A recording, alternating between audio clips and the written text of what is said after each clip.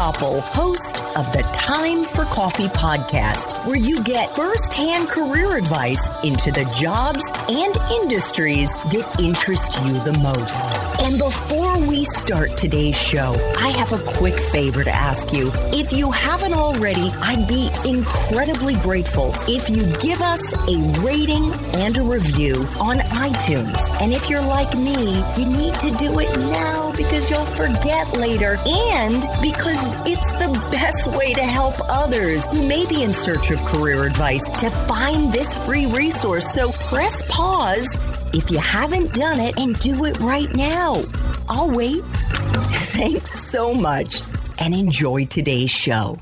Hey there, Java Junkies. Welcome to another K-Cup mini episode of Time for Coffee. By the way, K-Cups come in 3 sizes, single, double, and triple shots, or roughly 1 minute, 5 minutes, or 10 minutes in length. So if you don't have time to throw back an entire caffeinated career conversation, these K-Cup mini episodes of T4C can give you a quick caffeinated fix, whether you're on the go or you only have a few minutes to binge. So grab your mug and take a chug, because it's time for a caffeinated career triple shot K-Cup with my guest, AJ Eckstein. So you mentioned the internships. You had 5 of them when you were at USC. Some were 3 months long. Others were 5 months.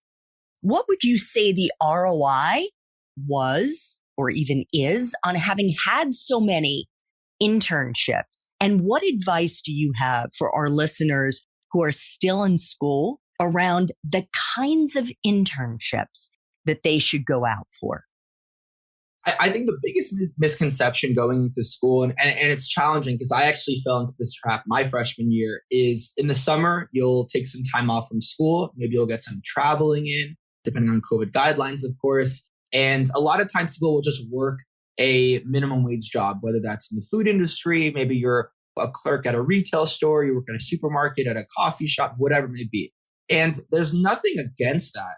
However, it's not looked at as super relevant experience unless you're working at an actual business, if you're trying to go into the business world, or if you're getting a marketing internship to go into marketing. So it's really tough when I have mentored people who are seniors and I said, what experience do you have? And they say, oh, well, I've been a server for the last 4 years. And again, nothing against that. You probably make more money as a server than you do as maybe minimum wage as an intern. But the issue is that it's not super relevant. And of course, if that's all you have, you can still build on the customer service skills and the hours and the really tough work. But there's really nothing better than an internship for a couple of reasons. Number one, you can get great referrals. If you did very well, you can use those contacts to get to the next opportunity.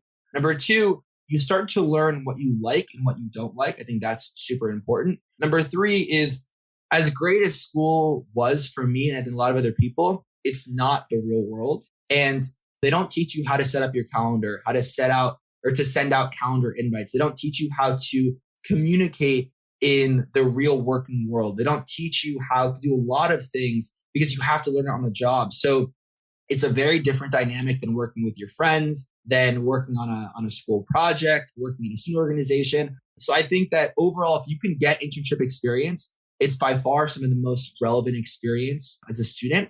But also thinking about what you want to do. If you're a freshman or a sophomore, you have to be honest with yourself.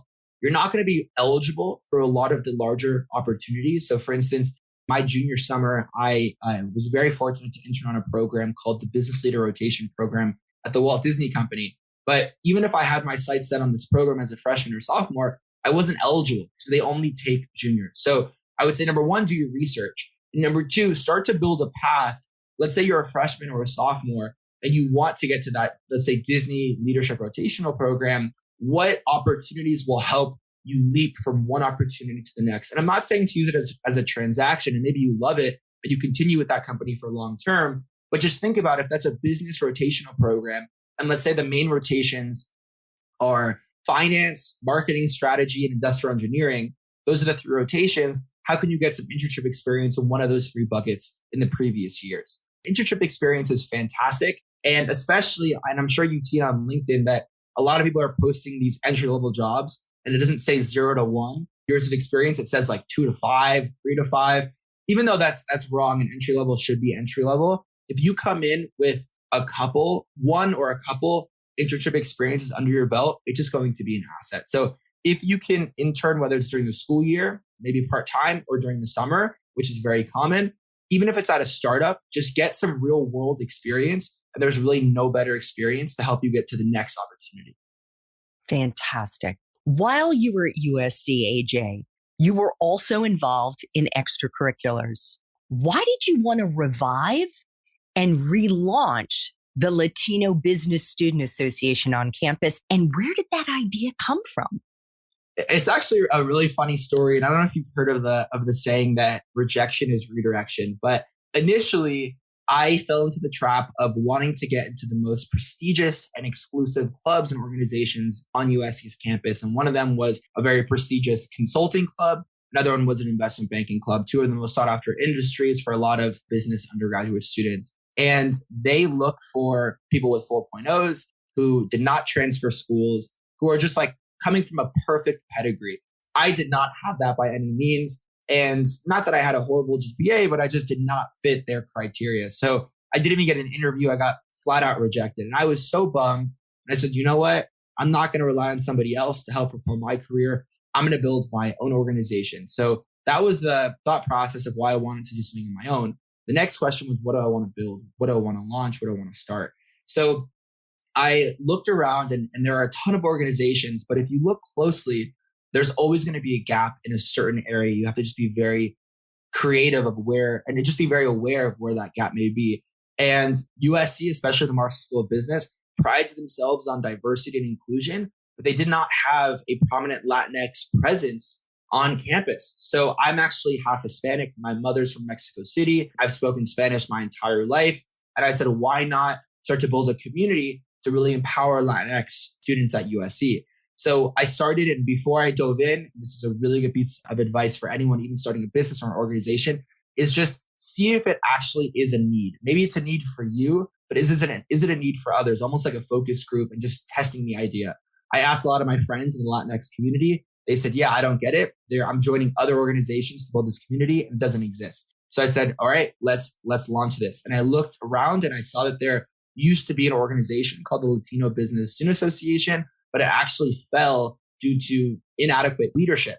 So I took it upon myself to relaunch this organization and worked my butt off in the process to make it what it ended up being by the time I graduated, which was one of the largest organizations on campus. We had over 300 members. We had sponsors from every company across the board just throwing us money to get in front of our members. We had exclusive events for our members, and all our members were landing internships and jobs across the board. And also for my efforts, I was awarded the Most Outstanding President Award from the Marshall School of Business. So throughout that process, it might sound like I did it just to get a job, but it was actually one of the biggest experiences that I took away from leadership, from managing a team, from really trying to acquire members. And it was one of the most fun and exciting and really just rewarding experiences. We made such big impacts, not just myself, but our entire board, our executive board. We changed people's lives forever. And that's why I've always loved the career recruiting space, because you don't just give someone a fish. You don't say, here's a job at Google.